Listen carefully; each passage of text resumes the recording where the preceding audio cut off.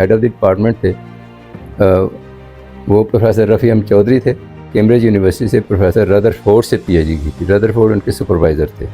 Research تھی وہ ایک نیوکلیر مشین تھی جو سارے ایشیا میں اس وقت نہیں تھی. وقت علی خان صاحب کو قائد اعظم نے کہا کہ بھئی ان کو کانٹیکٹ کریں اور ان کو پاکستان لائیں. اٹامک انرجی کمیشن کے سینئر لوگ اس میں ڈاکٹر شفاق احمد بھی تھے, ڈاکٹر امیر محمد تھے, یہ سارے لوگ, ڈاکٹر سمر صاحب ادھر تھے, ڈاکٹر جی ڈی عالم ادھر تھے پنچ ٹیک میں. میرا جو ایکسپیرینس تھا وہ ادھر بیک بون پنچ ٹیک میں ہی تھا. جو 1974 میں انڈیا نے دھماکہ کر دیا تو ہمارا جو پروگرام پھر اور تیز ہو گیا. فرانس نے وہ اپنا وہ پروگرام جو تھا پلوٹونیم سے بنانے کا وہ بند کر دیا. تو اب ایک ہی خان صاحب اس وقت, یہ ایک امپورٹنٹ موقع تھا, ایک ہی خان صاحب اس وقت ہالینڈ میں تھے, اسی جگہ پہ تھے جو ایک کمپنی تھی جو انریچڈ یورینیم کا کام کرتی تھی. السلام علیکم and welcome to hope again. آج ہم موجود ہیں ایک بار پھر ڈاکٹر این ایم بٹ صاحب کے ساتھ. ڈاکٹر این ایم بٹ صاحب کی پرسنالٹی کو سائنٹیفک کمیونٹی میں شاید ہی کوئی ہوگا جو نہیں جانتا ہوگا. آپ نہ صرف پاکستان کے نیوکلیر پروگرام کی ترقی کے چشمدید گواہ ہیں بلکہ ڈائریکٹلی اور انڈائریکٹلی اس کا حصہ بھی رہے. آپ پاکستان کے لیجنڈری سائنسدان, ٹیچر اور فزسسٹ جناب professor doctor R M Chaudhry صاحب کے اسٹوڈنٹس میں سے ہیں جنہوں نے گورنمنٹ کالج لاہور میں نیوکلیر فزکس کی بنیاد رکھی اور جن کے بہت سارے اسٹوڈنٹس نے بعد میں پاکستان اٹامک انرجی کمیشن کے لیے بھی کام کیا. آج ہم ڈاکٹر این ایم بٹ صاحب سے پوچھیں گے کہ وہ کون سا سائنسی جذبہ تھا جس نے پاکستان کے ابتدائی نیوکلیر ویژن کو جنم دیا اور وہ کون سی مخلص شخصیات تھیں جنہوں نے اس خواب کو حقیقت میں بدلنے کے لیے انتھک محنت کی. جی ڈاکٹر صاحب, بہت شکریہ آپ کے قیمتی وقت کا. آج ہم بریفلی ڈسکس کرنا چاہیں گے brains behind Pakistan nuclear R&D. سب سے پہلا میرا کوشچن آپ سے یہ ہے کہ آپ کیا بتانا چاہیں گے کہ پاکستان میں نیوکلیر فزکس کی بنیاد کن لوگوں نے رکھی, کہاں رکھی, اور وہ کون کون سے لوگ تھے جنہوں نے ایکچولی پہلی جنریشن کو تیار کیا, انہوں نے پھر لیٹر آن جنہوں نے بہت کنٹریبیوشن دی ہیں کہ پاکستان اسلامک دنیا کا واحد نیوکلیر ملک بنا. جی پلیز. بسم اللہ الرحمن الرحیم. پروفیسر ذاکر, سب سے پہلے میں آپ کا اس پروگرام کا ذکر کرنا چاہوں گا ہوپ. میں بہت شکر گزار ہوں کہ کچھ ایسے سائنٹسٹ ہیں جنہوں نے پاکستان کی فیوچر کے لیے سائنس کی قربانی کے لیے یہ ایک پروگرام شروع کیا ہے اور سائنس کو آگے بڑھانے کے لیے. تو ہوپ میرے خیال میں ایک ایسا پروگرام ہے جس میں آپ جو ایکسپیرینسڈ لوگ ہیں ان کے انٹرویوز لیں تاکہ وہ ینگ جنریشن جو ہے ان کے ایکسپیرینسز سے یا ان کے تجربات سے کوئی فائدہ اٹھائیں. تو سب سے پہلے اگین میں آپ کو یہ مبارکباد دیتا ہوں, اسے اللہ تعالیٰ اس کو اور اچھا پروگریس دے آپ لوگ. اچھا, آپ نے ایک بڑا امپورٹنٹ کویشچن پوچھا ہے کہ پاکستان کی نیوکلیر ہسٹری کیا ہے. تو الحمدللہ مجھے ایسا ہے کہ میرا جو ٹائم گزرا ہے وہ ایسا گزرا ہے کہ سارے شروع سے پاکستان کے وجود میں آنے سے شروع کر کے یہ ایٹمی جو قوت پاکستان نے اللہ تعالیٰ نے پاکستان کو بنایا ہے اس تک ساری ہسٹری میری نظروں میں سامنے ہے. تو میں ذکر کرنا چاہوں گا کہ جب پاکستان بنا تو میں 11 سال کا تھا. تو اسکول کی ایجوکیشن تو سیالکوٹ میں اور میرے کالج میں گریجویشن کر کے پھر میں گورنمنٹ کالج لاہور میں MSc کے لیے آیا کیونکہ سیالکوٹ میں MSc نہیں تھی. تو یہ ایک موقع تھا جس میں نیوکلیئر کا جو لفظ ہے یا نیوکلیئر کی جو کہانی ہے وہ شروع ہوئی. اس طرح کہ وہاں پہ جو professor of physics head of the department تھے وہ پروفیسر رفیع احمد چودھری تھے اور وہ شخصیت تھے کہ جن میں ایک جذبہ بھی تھا, جن میں ایک قابلیت بھی تھی نیوکلیئر سائنس کی. وہ اس وجہ سے کہ وہ 1932 میں انہوں نے کیمبرج یونیورسٹی سے پروفیسر رادرفورڈ سے پی ایچ ڈی کی تھی. رادرفورڈ ان کے سپروائزر تھے پی ایچ ڈی کے. اور میری نظر میں رادرفورڈ کا ایک سرٹیفکیٹ بھی میرے پاس ہے, سم ہو میرے پاس وہ مل گیا کہیں سے, جس میں رادرفورڈ نے ان کی بڑی تعریف کی ہے چودھری صاحب کی جب پی ایچ ڈی کے دوران. اور یہ لکھا ہے کہ پروفیسر ڈاکٹر چودھری جو ہے اس میں یہ اسکل ہے to make a completion of a certain project. اور دوسرا یہ بڑا انٹرسٹنگ پریڈکشن ہی کہہ لیں آپ 1932 کی. اس نے یہ لکھا ہے کہ وہ ایک بڑے اچھے ٹیچر ہوں گے, لیکچرر ہوں گے. تو وہ تھے جو ہمیں وہ لیکچر دیتے تھے. میں پھر گورنمنٹ کالج لاہور میں 1955 میں MSc میں داخلہ جب لیا تو وہ ہیڈ آف دی ڈپارٹمنٹ تھے. تو اتفاق سے پھر 2 سال انہوں نے ہمیں نیوکلیر فزکس کے لیکچر دیے شروع سے, اور لیکچر ان کا 2 گھنٹے کا ہوتا تھا. اس میں کوئی 5-10 منٹ کی انٹرپشن کر کے 2 گھنٹے کا ہر روز جب بھی وہ نیوکلیر فزکس کا لیکچر دیتے 2 گھنٹے کا ہوتا تھا. تو بڑا انتھوزیازم. اور ایک خاص ان میں یہ تھی کہ ان کے جو بھی لیکچر تھے اپ ٹو ڈیٹ ہوتے تھے. یعنی پچھلے سال سے جو لیکچر دیے تھے ان میں ریسرچ کے نیو آئیڈیاز جو تھے وہ ہوتے تھے وہ ایکسپیریمنٹل نیوکلیر فزسسٹ. لیکن مجھے یاد ہے کہ اس وقت 1956 میں جب وہ لیکچر ہمیں دے رہے تھے تو انہوں نے ایک بڑی ٹیکنیکل ٹرم ہے نیوکلیر فزکس میں, وہ ابھی دریافت ہوئی تھی یا لوگ اس پہ ریسرچ کرتے تھے تھیوریٹیکل فزکس میں.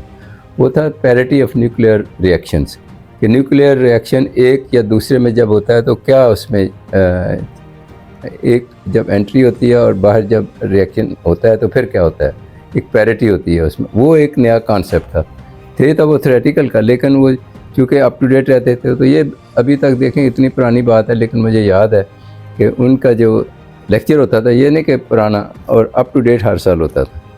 خیر بہرحال وہ اس کے بعد تو پھر وہ جب میں نے ماسٹرز کیا تو جو 2 سال کا کورس ہوتا تھا ان کو اس وقت 5th ایئر اور 6th ایئر کہتے تھے. آج کل جو BS ہے 4 سال کا آفٹر گریجویشن, 2 سال کی اس وقت MSc ہوتی تھی. تو اس میں جو فائنل ایئر ہوتا تھا 6th ایئر اس کو ہم کہتے تھے, اس میں ریسرچ انہوں نے رکھی ہوئی تھی. اور اتفاق سے یہ تھا کہ ریسرچ اس وقت جب میں ان کی ہسٹری یہ بتاتا ہوں کہ 1948 میں وہ علی گڑھ میں تھے پروفیسر. PhD کرنے کے بعد نا اسلامیہ کالج لاہور میں بھی رہے ہیں 2-3 سال 1932 سے 35 تک. اس کے بعد وہ علی گڑھ میں پروفیسر ہو گئے. وہاں پہ 1948 میں پھر وہ مائیگریشن کر کے پاکستان آئے. اور وہ قصہ بھی ایک بڑا انٹرسٹنگ ہے کہ وہاں ان کے ایک پرانے کولیگ نے کیمبرج کے پروفیسر اولیفینٹ نے, انہوں نے قائد اعظم کو لیٹر لکھا کہ بھئی یہ ایک مسلمان سائنٹسٹ ہے. وہ اس وقت ان کے پاس گئے ہوئے تھے برمنگھم یونیورسٹی میں پوسٹ ڈاک کے لیے 1947 میں. اس نے قائد اعظم نے کو انہوں نے لیٹر لکھا کہ بھئی ایک مسلمان سائنٹسٹ ہے اور وہ آپ کے پاکستان نیا بن رہا ہے, اس میں سائنس کے بڑا ترقی دے گا. وہ لیٹر میرے پاس اس کی کاپی ہے 1947 کی, پاکستان بننے سے پہلے as president of Muslim league لکھا تھا. تو چند دن میں پاکستان بن گیا تو وہ پھر پاکستان آ گئے پوسٹ ڈاک سے علی گڑھ کے قریب ان کا گاؤں تھا. تو وہاں پہ نہرو بھی ان کے رکھنا چاہتا تھا, لیکن جب لیٹر آ گیا ان کو تو لیاقت علی خان صاحب کو قائد اعظم نے کہا کہ بھئی ان کو کانٹیکٹ کریں اور ان کو پاکستان لائیں. تو یہ تھی بڑی انٹرسٹنگ ہسٹری جو لوگوں کو پتہ نہیں ہے. نیوکلیئر سائنٹسٹ پاکستان میں کیسا آیا اور کیسا انہوں نے پھر آگے کام کیا, وہ میں ابھی تھوڑی دیر میں بتاؤں گا. اس کے بعد پھر وہ 1948 میں ادھر مائیگریشن کر کے آ گئے. نہرو کو انہوں نے کہا کہ میں پاکستان جانا ہے, جو بھی ان کو کانٹیکٹ کر رہے تھے نہرو کی طرف سے. تو پرائم منسٹر نہرو خیر بہرحال مسلمانوں کی اپنی مرضی ہوتی ہے جدھر آتا ہے, وہ مائیگریشن کر کے 48 میں آگے. گورنمنٹ نے ان کو بڑا آنر کیا اور اچھی جگہ جو گورنمنٹ کالج میں ان کو پوسٹ کیا, اور اچھی قسم کی رہائش جو گاف روڈ لاہور میں بڑا ایریا ہے جہاں سیکریٹریز اور ٹاپ آفیشیلس گورنمنٹ کے رہتے ہیں, وہاں انہوں نے پورا ان کو 6 کنال کی کوٹھی من دیکھی, وہ ان کو دیا اور وہ پوری آنر سے, اور انہوں نے بھی کام کر کے دکھایا.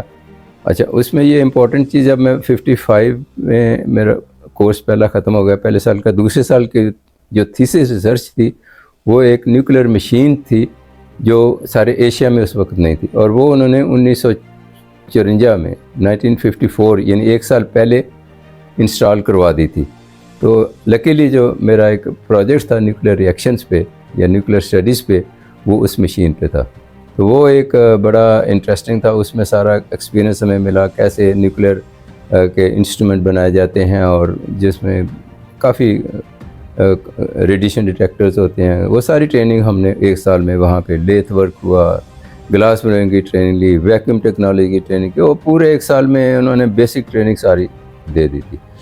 تو الحمدللہ وہ پھر جب میرے ایم ایس سی ہو گئی, میں نے گورنمنٹ کالج میں ٹاپ کیا. اور پھر اب میرا اس وقت سے جب ان کے ٹیچر کی ایک پرسنالٹی ایسی تھی کہ میرا انٹرسٹ نیوکلیر فزکس میں ڈیولپ ہوا. یہ ایک ٹرننگ پوائنٹ تھا میری لائف میں. ایجوکیشن کا مجھے ویسے انٹرسٹ تھا, keeping profession as a educationist, لیکن یہ جو ریسرچ کی تگ و دو تھی یہ ان کی طرف سے مجھے ملی. تو اب میرے پاس 2 راستے تھے, یا تو ایک لیکچرنگ کسی جگہ لے لوں, اور سیالکوٹ میں ایک پوسٹ خالی ہوئی مرے کالج میں. تو لیکن چودھری صاحب کے پاس ایک پروین تھی ایز ریسرچ اسکالر. تنہا ان کی بیسک لیکچر جیسی ہوتی تھی, صرف الاؤنس نہیں ہوتا تھا, ایجوکیشن الاؤنس ہوتا تھا. یہ 250 روپیہ وہ ہماری بیسک تنہا ہوتی تھی. لیکچرر کی بھی پلس ان کو الاؤنس ہوتا تھا ہمیں. تو اسکالرشپ کیا ان کے پاس تھا. تو میں نے کہنے لگے کہ بھائی اگر تم نے ریسرچ میں انٹرسٹ لینا ہے تو اس وقت جو لیبارٹری کا نام تھا ہائی ٹینشن لیبارٹری انہوں نے رکھا ہوا, جہاں پہ نیوکلیر ایکسیلیٹر وہ لگوا دیا تھا. یہ فلپس کی کمپنی نے لگایا تھا. تو اس میں وہ نیوکلیر ریئیکشنز کے ٹریننگ دے رہے تھے اسٹوڈنٹس کو. تو ہمارے بیچ میں پھر مجھے اور ایک اور بڑے ٹاپ کے nuclear scientist doctor G T Alam, ان کو نیوکلیر فزکس پہ اس پہ ٹریننگ کا موقع ملا. تو میرا تھیسس تو ڈائریکٹلی نیوکلیر ریئیکشنز پہ تھا. تو اس مشین سے جو نیوکلیر پارٹیکلز آتے تھے وہ اس پہ پھر نیچے اس کا دوسری مٹیریل پہ ریئیکشن دیکھتے تھے, پھر کیا نئی چیزیں بنتی ہیں نیوکلیر ریئیکشن. اس کو نیوکلیر ریئیکشن میں, کیونکہ یہ ایک کمپلیکیٹڈ ٹاپک ہے تو میں ذرا سمپل لینگویج یوز کر رہا ہوں. تو وہ ایک that was my start for the nuclear. اس کے بعد جب ریسرچ کا موقع ہے تو میں نے پھر ایکسیپٹ کر لیا انسٹیڈ آف گوئنگ ٹو اے. حالانکہ میرے کالج میں ایکسیپٹ ہو سکتا تھا, میرا اپنا کالج تھا, ایم ایس سی بھی میری ٹاپ کی تھی, لیکن یہ ہے کہ آئی پریفرڈ کہ بھائی میں گورنمنٹ کالج کے ریسرچ ہائی ٹینشن میں کروں اور ان کے انڈر ہوں. تو 1 سال وہ ڈائریکٹلی پھر ان کے انڈر تھا. ویسے بھی وہ ہیڈ آف فزکس ڈپارٹمنٹ میں تھے, اور یہ لیبارٹری فزیکلی تھوڑی سی دور تھی, 5-7 منٹ مین ڈپارٹمنٹ سے فزکس گورنمنٹ کالج کے, لیکن مینجمنٹ ان کا اکیلا ہی تھا. تو اور وہ پیدل آتے جاتے تھے, ساری عمر وہ پیدل ہی چلے ہیں. گاف روڈ سے پیدل چلتے تھے, گورنمنٹ کالج پیدل آتے تھے, واپس بھی شام کو. تو یہ ان کا روٹین تھا. تو یہ چیز مجھے انہوں نے بڑی امپریس کیا کہ وہ اتنے محنتی اور اتنے ڈیڈیکیٹڈ نیوکلیر سائنس میں.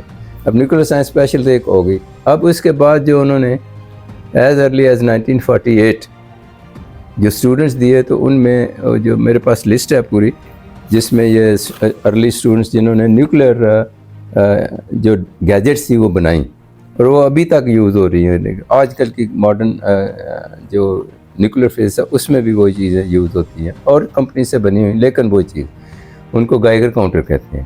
تو میرے پاس ایک لسٹ ہے جو 1948 سے 50 تک انہوں نے ایک اسٹوڈنٹ کو گائیگر کاؤنٹر بنانے کا تھیسس دیا, اس نے بنایا, اور دوسرے اسٹوڈنٹ کو اس کو استعمال کرنے کا, جو نیوکلیر ریڈیشنز ہوتی ہیں اس کو استعمال کرنے کا تھیسس دیا. یعنی 1948 سے 50 تک جو پہلا بیچ انہوں نے یہ نیوکلیر فزکس کے ہاتھوں سے یہ چیزیں بنائیں. تو میرا جو اپنا پروجیکٹ تھا وہ بھی ایک ایسا نیا ڈیٹیکٹر, نیوکلیر ڈیٹیکٹر بنانے کا تھا, جو 1 سال میں وہ الفا پارٹیکل ڈیٹیکٹر اس کو کہتے ہیں, وہ بنایا تھا, اور وہ ورک کیا, اور 10 سال تک وہ مجھے پتہ لگا کہ وہ ڈیٹیکشن کر رہا تھا. تو یہ ٹریننگ تھی. اس کے علاوہ جو میں نے پہلے عرض کیا کہ ویکیوم ٹیکنالوجی کی ساری ٹریننگ ہوتی تھی, لیتھ ورک مشین سے چیزیں بنانے کی ٹریننگ ہوتی تھی, اور گلاس وائنگ کی ٹریننگ ہوتی تھی, ان ایڈیشن ٹو جو ریسرچ کا ٹاپک ہوتا. تو یہ تھا اسٹارٹ. اب ان کے شاگردوں میں جو آپ نے سوال کیا ہے کہ بھئی ارلی جو ورکرز تھے جنہوں نے نیوکلیر پروگرام آف پاکستان میں بڑا کارڈینل کنٹریبیوشن کی ہے, وہ کون کون سے؟ وہ being in the industries department اور اٹامک انرجی ڈویژن کا انچارج ہونے کے یہ علم میں تھا کہ انڈیا, ان کی انٹیلیجنس چلتی رہتی ہے کہ انڈیا کس ڈائریکشن میں جا رہا ہے. تو اس لیے انہوں نے 1972 کے شروع میں ہی ایک کانفرنس بلائی ملتان میں، جس کا میں نے ذکر کیا ہے، اور وہاں پہ سارے اٹامک انرجی کمیشن کے سینئر لوگ، اس میں ڈاکٹر اشفاق احمد بھی تھے، ڈاکٹر امیر محمد تھے، doctor Arshad Khan, my self, تو اس طرح سے، اور یونیورسٹیز کے پروفیسر جو تھے فزکس کے، تو تاکہ وہ ایک بیسیکلی وہ فزکس کا میٹنگ تھی، اور بھی ہوں گے سائنٹسٹ کافی سارے، کچھ میرا 30-40 سائنٹسٹ 50 بلائے ہوں گے، اور وہ ملتان میں صادق قریشی صاحب ایک ہوتے تھے پولیٹیشین، ان کے گھر میں لان میں ہوئی. تو وہاں پہ پھر سٹیج پہ جو بیٹھے ہوئے تھے پروفیسر سلام صاحب تھے، منیر احمد خان تھے، ڈاکٹر عثمانی تھے، اور بھٹو صاحب تھے. تو بھٹو صاحب نے 2 گھنٹے کی تقریر بڑے مزیدار کی، اور first time I ate the time, اتفاق سے میری سیٹ بھی سامنے مل گئی اسٹیج سے سامنے، تو 2 گھنٹے کی ان کی تقریر. تو انہوں نے شروع کیا کہ I am one of you, کیونکہ وہ ساؤتھ ہیمپٹن یونیورسٹی انگلینڈ میں کسی زمانے میں لیکچرر رہے تھے. تو اس طرح شروع کر کے پھر وہ آئے اس پہ نیوکلیئر ڈیفنس پہ. تو انہوں نے کہا کہ بھئی ہم اس طرف جانا چاہتے ہیں، بہت ڈائریکٹلی ایٹم بم کا نام نہیں لیا، لیکن وہ کہہ رہے تھے کہ نیوکلیئر ڈیفنس میں ہم جانا چاہتے ہیں، تو کیا خیال ہے؟ تو کچھ لوگ جو جشیلے جو تو 2 ینگ تھے، انہوں نے کہا جی 2 سال میں ہم بنا دیں گے. نیوکلیئر ٹرین تھے لوگ، different not for the weapon, لیکن بیسک نیوکلیئر ٹرین وہی ہوتی ہے جو پیسفل، اس کو ہی آپ جس طرح مرضی لے جائیں. تو بیسک ٹریننگ ان کی ساری اچھی تھی. عثمانی صاحب نے کئی ملکوں میں، اس میں سارا یورپ، اس میں ایسٹ اینڈ ویسٹ، پتہ نہیں کدھر کدھر سے انہوں نے، فرانس اور جرمنی اور یو کے، امریکہ، جدھر بھی ان کو خیال ہے، انہوں نے 500-600 بندے ہر فیلڈ میں، جیسے میں نے ذکر کیا، ٹرین کیے ہوئے تھے. تو یہ پھر ایک ایسا موقع تھا کہ اس وقت ڈیسائیڈ ہوا، ڈاکٹر عثمانی صاحب کو منسٹری سائنس کی بنا دی، ادھر ٹرانسفر کر دیا، اور مسٹر منیر احمد خان جو نیوکلیئر انجینئر تھے، وہ بھی اتفاق سے گورنمنٹ کالج سے پڑھے ہوئے تھے انٹر کے، لیکن وہ انجینئر تھے، اور وہ ویانا میں نیوکلیئر سیکشن میں انچارج رہے تھے. تو ان کو مینہٹن پروڈکٹ ساری پڑھی ہوئی تھی، پتہ تھا. تو یہ میرے خیال میں وہ کانٹیکٹ میں تھے بھٹو صاحب تو سارا. تو بھٹو صاحب نے ان کو پھر انوائٹ کیا وہ اسٹیج پہ، تو ان کو پھر چیئرمین اٹامک انرجی کمیشن میں بنایا، اور وہ 19 سال چیئرمین رہے. اور ساتھ یہ ان کو ایک سیپریٹ نیوکلیئر پروگرام ویپن کے لیے دے دیا کہ آپ نے ڈیفنس کی طرف. اور اب ان کو منیر احمد خان صاحب کو بندے چاہیے تھے ٹرین، تو وہ پھر پنسٹیک میں تھے سارے. تو پھر اس وقت ایک گروپ بن گیا، اس میں انچارج جو تھے بشیر الدین محمود، وہ نیوکلیئر انجینئر تھے، اور ان کو انچارج بنا دیا. اور پھر ڈاکٹر اشفاق احمد جو تھے، ان کو ایڈوائزر کے طور پہ ان سے مشورہ کرتے رہے، اور وہ ڈائریکٹر بھی رہے پنسٹیک میں ڈاکٹر اشفاق احمد. بعد میں بھی وہاں سے ڈائریکٹر جنرل ریٹائر ہوا پنسٹیک سے. تو PINSTECH was the main nuclear center جہاں سے یہ سارے لوگ، ڈاکٹر سمر صاحب ادھر تھے، ڈاکٹر جی ڈی عالم ادھر تھے پنسٹیک میں. تو جب ایک پھر وہ ایک گروپ بن گیا، تو وہ یہ 2-4 بندے جو تھے یہ شروع ہو گئے to work for the nuclear weapon program. تو اب ان دی مین ٹائم ایک پروگرام تھا جو فرانس کی مدد سے ہم پلوٹونیم کا پلانٹ پاکستان میں لگا رہے تھے. فرانس نے وعدہ کیا ہوا تھا، کانٹریکٹ کیا ہوا تھا. تو 1974 میں انڈیا نے دھماکہ کر دیا، تو ہمارا جو پروگرام پھر اور تیز ہو گیا. پہلے ڈیفنس کی بھٹو صاحب کی سینس سے تھی، لیکن شروع کر دیا، لیکن اتنا تیزی سے نہیں. تو جب یہ 74 میں دھماکہ ہوا تو انہوں نے پھر شروع کر دیا. اب اس میں پھر یہ ہے کہ وہ جب انڈیا نے ایکسپلوژن کیا، ہمارا فرانس نے جو ٹیکنیکل کام کرنا تھا روک دیا، ہمیں بند کر دیا. تو اب ایک ہی خان صاحب اس وقت، یہ ایک امپورٹنٹ موقع تھا، ایک ہی خان صاحب اس وقت ہالینڈ میں تھے، اور انہوں نے میٹلرجی میں پی ایچ ڈی کی ہوئی تھی، اور ایسی جگہ پہ تھے جو ایک کمپنی تھی جو انرچڈ یورینیم کا کام کرتی تھی. وہ کمپنی انگلینڈ، جرمنی اور ہالینڈ کی 3 ملکوں کی شراکت تھی، لیکن تھی وہ ہالینڈ میں. تو ڈاکٹر اے کے خان صاحب وہاں پہ ملازم تھے as P H D scientist. تو ان کو جب پتہ لگا کہ انڈیا نے ایکسپلوژن کر دیا، تو ان کو بڑا فکر ہوا، اور دوسرا یہ تھا کہ فرانس نے وہ اپنا وہ پروگرام جو تھا پلوٹونیم سے بنانے کا وہ بند کر دیا. تو پھر پاکستان کے لیے ایک چوائس جو ان کے اپنے ایکسپیرینس میں تھا یورینیم کا، انہوں نے پھر بھٹو صاحب کو لکھا کہ میرے پاس یہ ایکسپیرینس ہے انریچڈ یورینیم بنانے کا، تو آپ مجھے، تو بھٹو صاحب نے ان کو بلایا پھر 75 میں، اور پھر ان سے ذکر ہوا تو پھر ان کو پھر ادھر ہی رکھ لیا. 1 سال پھر انہوں نے بشیر احمد محمود سے کام کیا. پھر ان کا اپنا ایک پروگرام تھا، تو ان کو پھر علیحدہ ایک separate program for enrichment of uranium کے لیے ایلوکیٹ کیا گیا، اور انہوں نے پھر پہلے انجینئرنگ ریسرچ لیبارٹری نام کا ہوٹا میں رکھا. پھر اب یہ KRL کا نام بڑا مشہور ہے. تو ڈاکٹر خان صاحب نے پھر KRL میں سینٹریفیوجز لکھائیں. وہ جو ان کا ایکسپیرینس تھا بہت امپورٹنٹ کنٹریبیوشن تھی. تو وہ انہوں نے یورینیم انریچمنٹ کا پلانٹ، بیسیکلی کافی لوگ تو پاکستان اٹامک انرجی کمیشن سے سینئر لوگ لیے، پھر انہوں نے اپنے انجینئرز اور جو بھی ریکوائرمنٹ تھی سینٹریفیوجز کی وہ انہوں نے KRL کی لیبارٹری میں اسٹیبلش کی، اور بڑا امپورٹنٹ رول پھر. تو جو یورینیم ایکسپلور کر رہے تھے وہ اٹامک انرجی کمیشن کر رہا تھا مین، اور ان کو پھر پیوریفائی کر کے وہ پنسٹیک میں اس کے ایکسپیریمنٹس ہوتے تھے، اور DG خاں میں وہ سپریشن ہوتی تھی منرل سے نکال کے جو یورینیم. اور بھی جب پہاڑوں سے یہ نکالی جاتی ہیں تو اس میں کئی اور قسم کی دھاتیں ہوتی ہیں، لوہا ہو گیا، کاپر ہو گیا، اور کئی قسم کے. تو وہ ان کو سپریٹ کرنے کے لیے یورینیم کے اسپیشل پلانٹس وہ DG خاں میں لگے ہوئے تھے. تو یورینیم پیوریفائی کر کے، یورینیم نکال کے پھر وہ پیوریفیکیشن کے لیے پھر وہ خان صاحب کی لیبارٹری میں دیا جاتا تھا. اس میں 2 قسم کے یورینیم ہوتے ہیں، ایک قسم کا ایٹم بم میں کام آتا ہے، تو یہ 2 قسم کے ہوتے ہیں. تو جو اچھی قسم کا ہوتا ہے وہ 0.7% بہت کم ہوتا ہے. اس کو پیوریفائی کرنے کے لیے پھر KRL میں اس کو 90% تک لانا پڑتا ہے ویپن کے لیے. تو شروع میں تو سارا یہ پیسفل، یہ ریئیکٹرز میں بھی کام آتا ہے یورینیم. تو وہ اس لیے اس کا بڑی امپورٹنٹ کنٹریبیوشن تھی کہ یہ یورینیم ریئیکٹرز میں بھی استعمال ہوتا ہے، ویپن کے لیے بھی استعمال ہوتا ہے. تو پھر یہ کام KRL پہ ہو رہا ہے. باقی جو نیوکلیر ویپن کے پروگرام تھے وہ اٹامک انرجی کمیشن کے، وہ خندق کھودنی فیو کلومیٹرز چاگی پہاڑ کے نیچے تک، پھر کنٹرول پوائنٹ سے اور کیبل بچھانے اور سارا کچھ ریڈیشن ٹیسٹ کرنے، اس کی جیولوجی وغیرہ سارا کچھ ہو رہا تھا سیپریٹلی. اس کے بعد جو الیکٹرانکس یوز ہوتی ہے نیوٹران وغیرہ کی فیژن وغیرہ، وہ ساری بھی سیپریٹ اٹامک انرجی کمیشن کر رہے.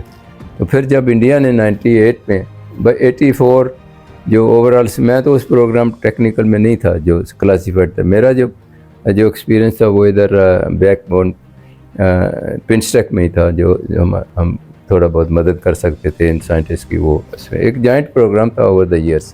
کیونکہ میں ادھر پنسٹیک میں تھا، باقی سارا کام جو تھا ڈفرینٹ پارٹس ہوتے ہیں. میں کوئکلی میں یہ بتاتا ہوں کہ جیسے گاڑی ہوتی ہے اس میں پہیے بھی ضروری ہوتے ہیں، پہیے نہ ہو تو گاڑی نہیں چلتی، انجن نہ ہو گاڑی نہیں چلتی، پیٹرول نہ ہو تو گاڑی نہیں چلتی، اور اس طرح سے چند ایک بڑے امپورٹنٹ بریکس ضروری ہوتی ہیں. چھت نہ بھی ہو تو چل جائے گی.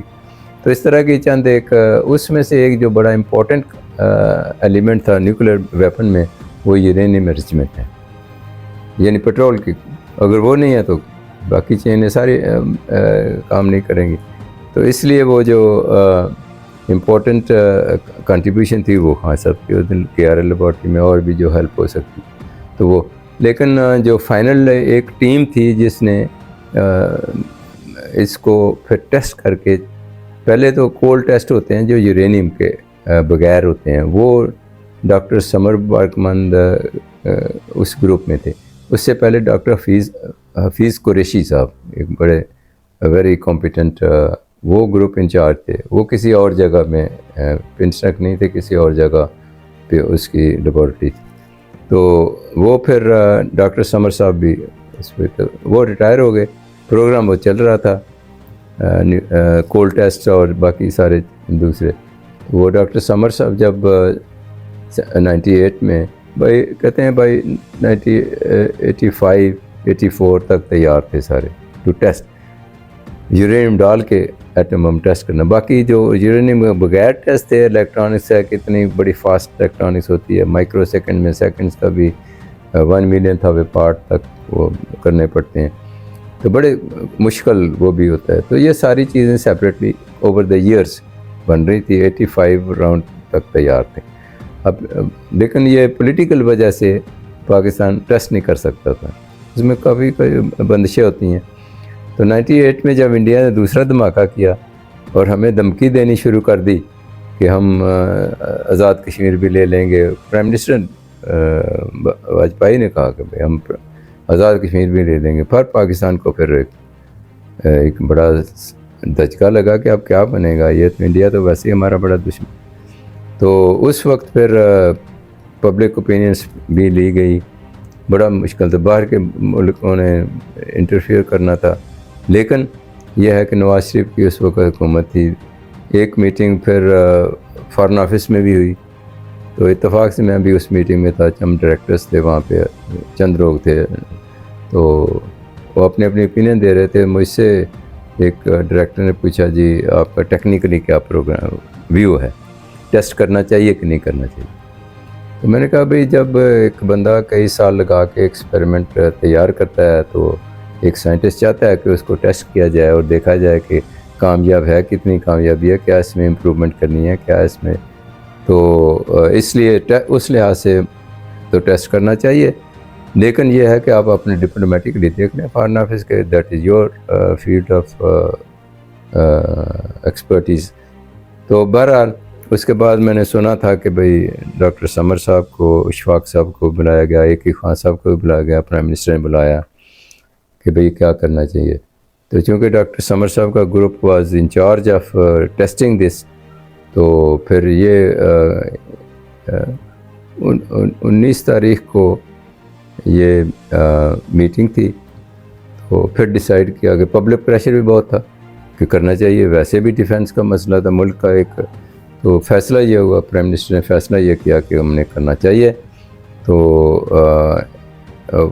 اس ٹیم کو, سمر کی ٹیم کو بھیج دیا, جس کو 150 کے قریب ٹیکنیشین, سائنٹسٹ جو بھی انوالو تھے, وہ ٹیم میں کوئٹہ گئے.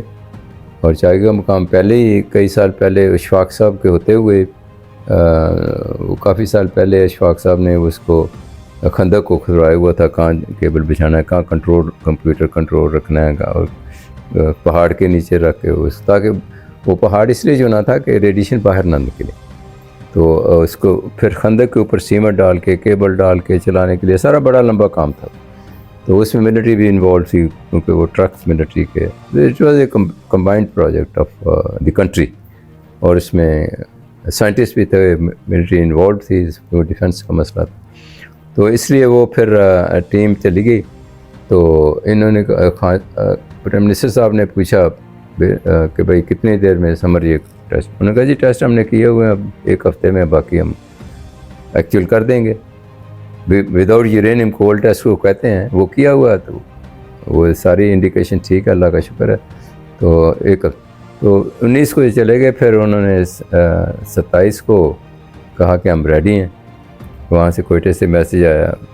تو 28 کو پھر انہوں نے کر دی, اور الحمدللہ وہ بڑا کامیاب رہا, اور اس لیے ساری دنیا نے دیکھا, اور بڑی اچھی طرح وہ, اس کی چھوٹی سی فلم بھی ہے میرے پاس ہے.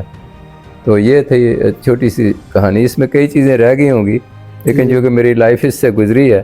تو یہ جو میں پھر دوبارہ ایٹ دی اینڈ ایمفیسائز کرنا چاہوں گا, دی ارلی نیوکلیئر ہسٹری, جو سب سے شروع کی نیوکلیئر ہسٹری ڈاکٹر چودھری صاحب کی ہے. یہ سب شاگرد گورنمنٹ کالج سے بہت سارے نکلے ہیں, اور بھی مطلب KRL میں اور بھی لوگوں نے بڑا کام کیا اوور دا ایئرز. لیکن یہ basic nuclear science, nuclear physicist تھے, یہ وہیں سے نکلے ہیں جنہوں نے. اور ڈاکٹر عثمانی صاحب کا رول جو تھا ان کو ٹرین کرنا, اور پھر منیر احمد صاحب کا اور اشفاق صاحب کا role to use those in those years. تو اشفاق صاحب, منیر احمد خان صاحب ریٹائر ہو گئے 72 سے لے کے یا 71 سے لے کے وہ 19 سال رہے, اور 91 تک ڈاکٹر اشفاق صاحب پھر 91 میں چیئرمین بن گئے. تو یہ 98 انہوں نے 2000 سمتھنگ میں یہ ریٹائر ہوئے. تو یہ کہانی ہے ساری، جس میں کچھ لوپس بھی ہوں گے، لیکن یہ میری چشمدید یا جس میں میرا اپنا پرسنل انفارمیشن ہے، یہ جتنی میرے پاس ہے وہ میں نے کنوے کر دی ہے۔